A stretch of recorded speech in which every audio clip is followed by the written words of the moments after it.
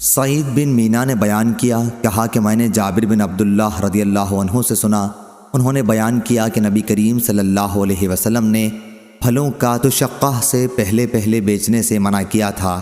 پوچھا گیا کہ تشقہ کسے کہتے ہیں؟ تو آپ نے فرمایا کہ مائل بزردی یا بسرخی ہونے کو کہتے ہیں کہ اسے کھایا جا سکے، پھل کا پختہ ہونا مراد ہے۔ صحیح بخاری حدیث نمبر 2196۔ حمید نے خبر دی اور ان سے انس بن مالک رضی اللہ عنہ نے بیان کیا کہ نبی کریم صلی اللہ علیہ وسلم نے پختہ ہونے سے پہلے پھلوں کو بیچنے سے منع فرمایا ہے، اور کھجور کے باغ کو زہوہ سے پہلے بیچنے سے منع فرمایا۔ آپ سے پوچھا گیا کہ زہوہ کسے کہتے ہیں؟ تو آپ نے جواب دیا مائل بسرخی یا مائل بزردی ہونے کو کہتے ہیں۔ گویا لفظ زہو خاص کھجور کے مائل بسرخی یا مائل بزردی ہونے پر بولا جاتا ہے۔ صحیح بخاری حدیث نمبر 2197۔ امام مالک نے خبر دی، انہیں حمید نے اور انہیں انس بن مالک رضی اللہ عنہ نے، کہ رسول اللہ صلی اللہ علیہ وسلم نے پھلوں کو زہوہ سے پہلے بیچنے سے منع فرمایا ہے۔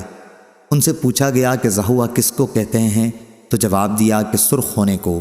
پھر حضرت صلی اللہ علیہ وسلم نے فرمایا کہ تم ہی بتاؤ، اللہ تعالیٰ کے حکم سے پھلوں پر کوئی آفت آ جائے تو تم اپنے بھائی کا مال آخر کس چیز کے بدلے لوگے؟ صحیح بخاری حدیث نمبر 2198۔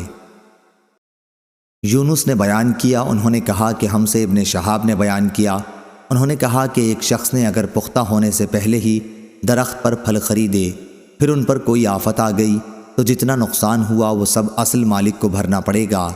مجھے سالم بن عبداللہ نے خبر دی اور انہیں حضرت عبداللہ بن عمر رضی اللہ عنہ نے، کہ رسول اللہ صلی اللہ علیہ وسلم نے فرمایا پختہ ہونے سے پہلے پھلوں کو نہ بیچو، اور نہ درخت پر لگی ہوئی کھجور کو ٹوٹی ہوئی کھجور کے بدلے میں بیچو۔ صحیح بخاری حدیث نمبر 2199۔ حفص بن غیاث نے بیان کیا، کہا کہ مجھ سے میرے باپ نے بیان کیا، ان سے اعمش نے بیان کیا، کہا کہ ہم نے ابراہیم کے سامنے قرض میں گروی رکھنے کا ذکر کیا تو انہوں نے کہا کہ اس میں کوئی حرج نہیں ہے۔ پھر ہم سے اسود کے واسطے سے بیان کیا کہ ان سے عائشہ رضی اللہ عنہا نے بیان کیا کہ نبی کریم صلی اللہ علیہ وسلم نے مقررہ مدت کے قرض پر ایک یہودی سے غلہ خریدا اور اپنی زرہ اس کے یہاں گروی رکھی تھی۔ صحیح بخاری حدیث نمبر 2200۔